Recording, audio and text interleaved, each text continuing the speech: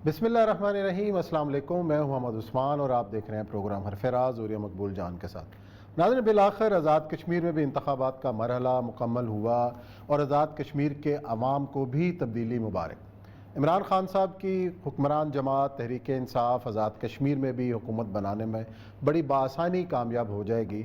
इंतखाबी नताइज के मुताबिक 25 नशिस्तें पाकिस्तान तहरीक इंसाफ ने हासिल की, 11 नशिस्तें पाकिस्तान पीपल्स पार्टी आज़ाद कश्मीर और 6 नशिस्तें मुस्लिम लीग नून के हिस्से में आईं। जो गैलप के जो सर्वेस थे और उसके बाद जो राय अमा के जितने भी जायज़े थे वो भी यही बता रहे थे कि पाकिस्तान तहरीक इंसाफ को बाकी पार्टियों पर जो है फौकियत हासिल है और बिलाखिर आसानी के साथ तहरीक इंसाफ हुकूमत बनाने में कामयाब हो जाएगी। इस इंतखाबात के दिलचस्प जो हक़ाइक़ हैं वो ये हैं कि एक अरसे से आज़ाद कश्मीर की सियासत का हिस्सा रहने वाली जमात इस्लामी, उसकी निस्बत एक नौमौलूद दीनी जमात पाकिस्तान तहरीक लब्बैक 5वें नंबर पर रही और उसने जमात इस्लामी से ज़्यादा वोट हासिल किए। ये ट्रेंड क्या जाहिर कर रहा है, इस पर भी करेंगे बात। और ये जो एक बात जो तारीख़ है कि जिसकी मरकज़ में हुकूमत उसी की आज़ाद कश्मीर में हुकूमत, आखिर यहाँ पर रिज़ल्ट तब्दील क्यों नहीं होता? जो मरकज़ में हुकूमत है उसका ही रेप्लिका आज़ाद कश्मीर में क्यों है? इसकी क्या क्या वजूहात हैं? और अब आने वाले जो हालात हैं, आने वाला वक्त है, पाकिस्तान तहरीक इंसाफ की फ़तह के बाद क्या क्या चीज़ें हो सकती हैं, क्या क्या डेवलपमेंट्स हो सकती हैं, इस पर करेंगे बात। और प्रोग्राम के अंदर जिक्र करेंगे कि दुनिया भर में कोरोना की पाबंदियों और वैक्सीनेशन के ख़िलाफ़ मुज़ाहिरे शिद्दत इख्तियार करते चले जा रहे हैं और ट्यूनिस की हुकूमत इसी तनाजुर के अंदर बरतरफ कर दी गई है और वहाँ पे सदारती मार्शल लॉ नाफिज हो गया है। और साथ ही प्रोग्राम में जिक्र होगा इस्लामाबाद गैर महफूज क्यों होता जा रहा है। एक के बाद एक वाक़या है जो इस्लामाबाद के अंदर पेश आ रहा है और पुलिस ऐसे वाक़यात को रोकने में बेबस क्यों है। बढ़ते हैं अपने पहले मौजू की जानिब। और ऐसा बिलाखिर पाकिस्तान तहरीक इंसाफ आसानी से जीत गई और ऐसे ऐसे हलके जहाँ पे उनके उम्मीदवारों की वो जो कह लें कि उम्मीद नहीं की जा रही थी, बड़े कमज़ोर उम्मीदवार थे बज़ाहिर, लेकिन सुनामी के अंदर जो है ना वो भी अच्छे खासे वोट लेके कामयाब हो गए। अगर हम जलसों की बात करें, तहरीक इंसाफ के जलसे भी अपनी जगह हुए। पाकिस्तान मुस्लिम लीग नून की मरीम नवाज साहबा ने बड़े बड़े जलसे किए, जोशो खरोश भी दीदनी था, लेकिन जब वोटिंग का मरला आया तो वो तीसरे नंबर पर जमात रही है। और इस वक्त सोशल मीडिया का जिक्र करें तो सारी जो तोपें हैं वो मरीम नवाज़ की तरफ हैं कि मरीम नवाज साहबा ने जो बेड़ा गर्क कर दिया। और उनके अंदरूनी झगड़े भी थे मुस्लिम लीग नून के जो इसकी वजह भी बने। लेकिन अब तहरीक इंसाफ आ गई, अब आज़ाद कश्मीर के अवाम क्या तवक्कुआत रखें, क्या होगा?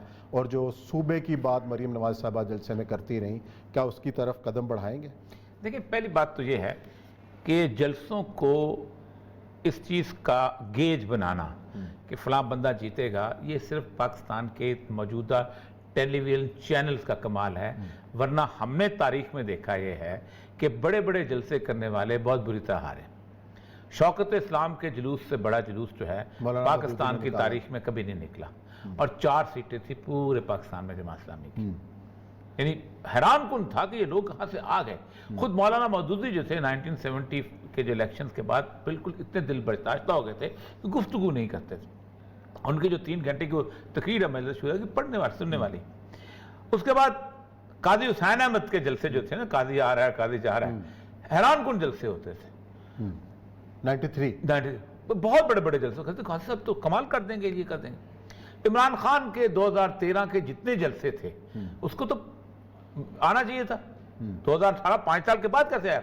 यानी इमरान खान ये चैलेंज किया करता था कि ये भर के दिखाओ मुझे मीनार पाकिस्तान, लेकिन असेंबली के में चंद सीटें लेके आ गया वहां पर। इसका मतलब यह है कि जलसे का क्राउड बिल्कुल और होता है।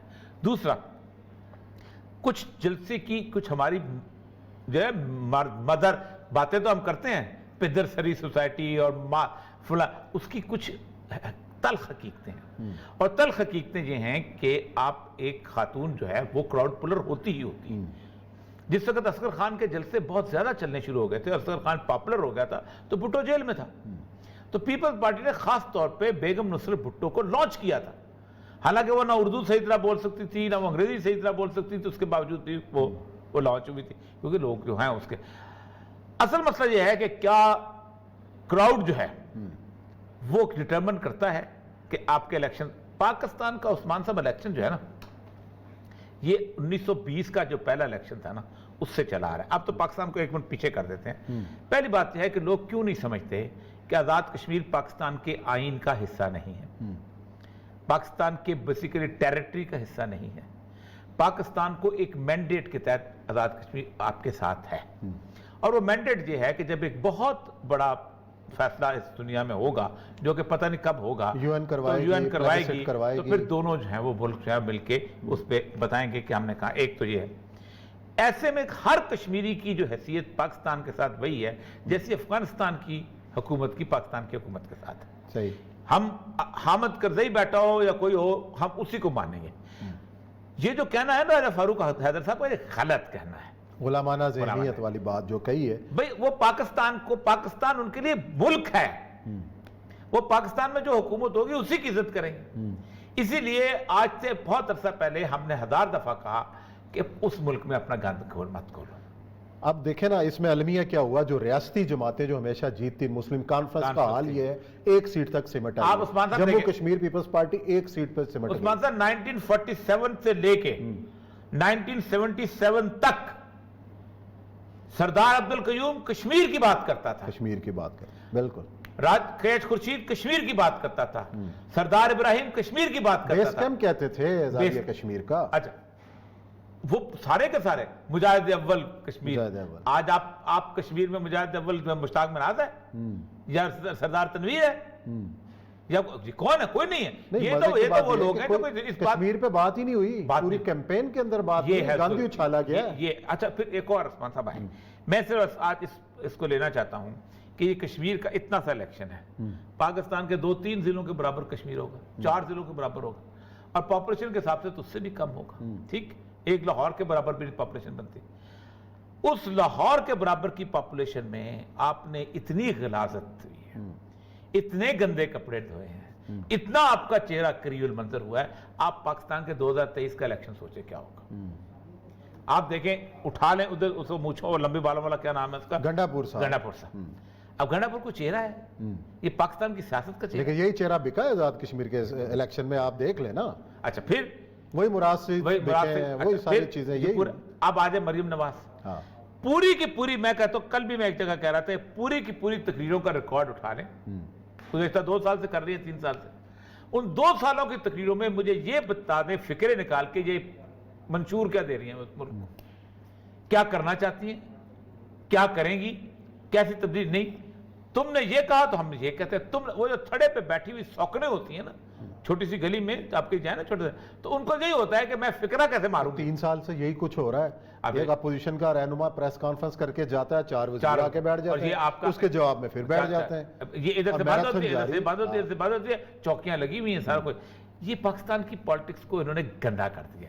لوگوں کے قسم سے عثمان صاحب، اصحاب جو ہے نا وہ تناؤ کا شکار ہیں، لوگ ٹی وی دیکھتے ہوئے تکلیف میں آتے ہیں۔ یہ جو ہمارے ہاں روز لوگوں کو تھپڑ پڑ رہے ہیں، یہ بچے مر رہے ہیں، دیکھیں میں ایک بنیادی طور نفسیاتی طور پہ آپ کو بتاتا ہوں، ٹی وی بذات خود اس ملک کے اندر ہیجان پیدا کرنے کا ذریعہ ہے۔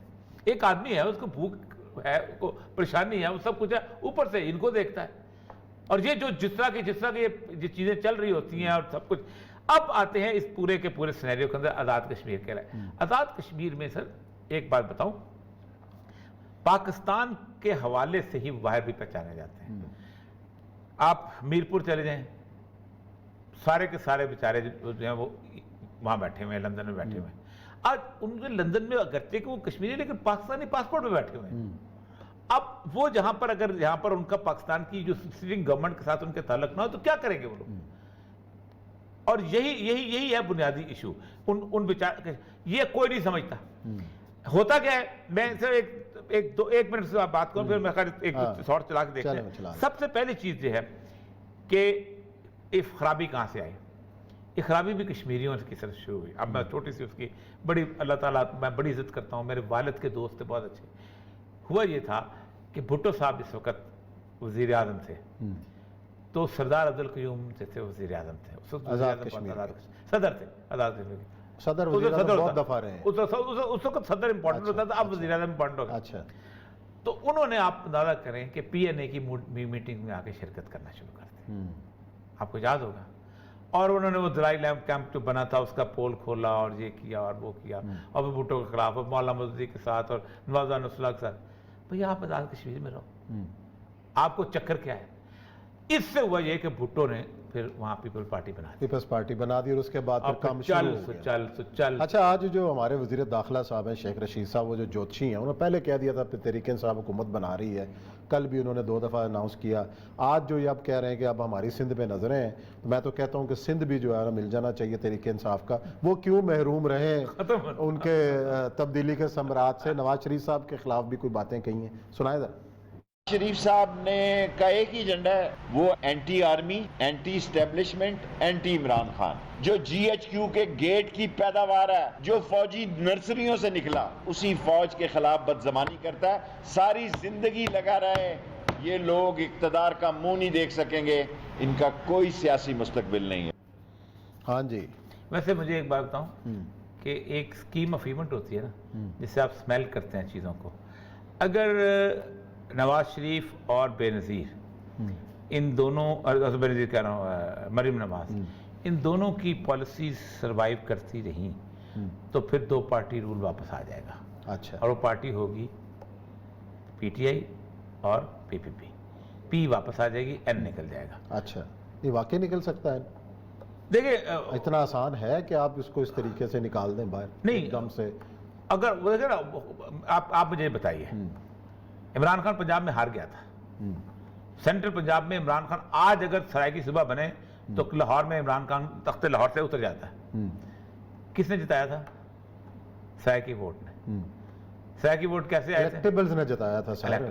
اچھا، اب آپ کو ادھر ہو تب بھی، ادھر ہو آپ تب کو بھی۔ میں الیکٹیبلز کی کہانی سناؤں نا تو آپ حیران رہ جائیں گے۔ 1857 میں جب جنگ آزادی ہوئی ہے نا، تو اس وقت پنجاب سے، سندھ سے، بلوچستان سے اور اس کے بعد وہاں سے کے پی کے سے لوگ گئے تھے۔ ہر ایک نے کچھ لوگوں کو بھیجا تھا، اس میں سے کے پی کے ارباب بھی تھے، یہاں کے الپیال بھی تھے، توانے بھی تھے، نون بھی تھے، سب ہر ملک ہر جگہ سے گئے تھے۔ جھوٹ بولتے ہیں جو کہتے تھے پنجاب سے گئے تھے، ہسٹری ہے، تاریخ۔ انہوں نے ان لوگوں کو باقاعدہ اکٹھا کیا، ان کو زمینیں الاٹ کی اور 3 عہدے ان کو دیے۔ آنریری کیپٹن کسی بیٹے کو لگایا، آنریری میجسٹریٹ لگایا کسی بیٹے کو، اور ساتھ اس کو اب یہ لوگ جو تھے 1920 میں ایک الیکشن ہوا تھا پہلا۔ 1920 میں جو قوم کیا کر رہی تھی؟ خلافت موومنٹ چلا رہی تھی۔ ایک پتہ نہیں، میں بھی نام بتا دیتا ہوں، پتہ نہیں کیا نام تھا اس کا، اگلے میں بریک بعد بتاتا ہوں۔ وہ شخص جو تھا وزیر اعظم بنا تھا ایک ہندو، اور وہ صدر تھا اس کا، اور وہ پوری سیٹیں جیتا تھا۔ جی آخر بریک کا کہہ رہے ہیں، لیکن یہ اب بنے گا کیا؟ آپ کے آزاد کشمیر کے اندر بھی خوشحالی کا دور اسی طرح آئے گا جیسے پاکستان میں آج؟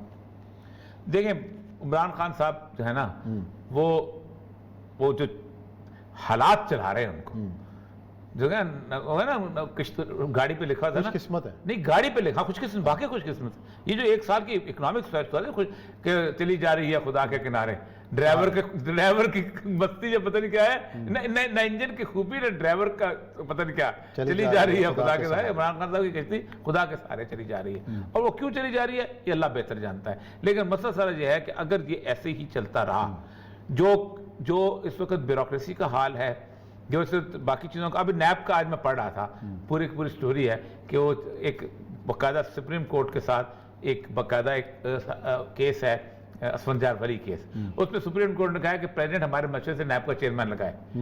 اب ایک نیا پنڈورا باکس کھلنے والا ہے، اب کون نیب کا چیئرمین آتا ہے، کس طرح آتا ہے، یہ بہت حیران کن بات ہوگی۔ چلیں یہ بریک لیتے ہیں، بریک کے بعد آئیں گے اور ذکر کریں گے کرونا سے جڑی ہوئی چیزوں کا، کہ آخر پوری دنیا میں کرونا پابندیوں کے خلاف کیوں احتجاج ہو رہا ہے، لوگوں کا صبر کا پیمانہ کیوں لبریز۔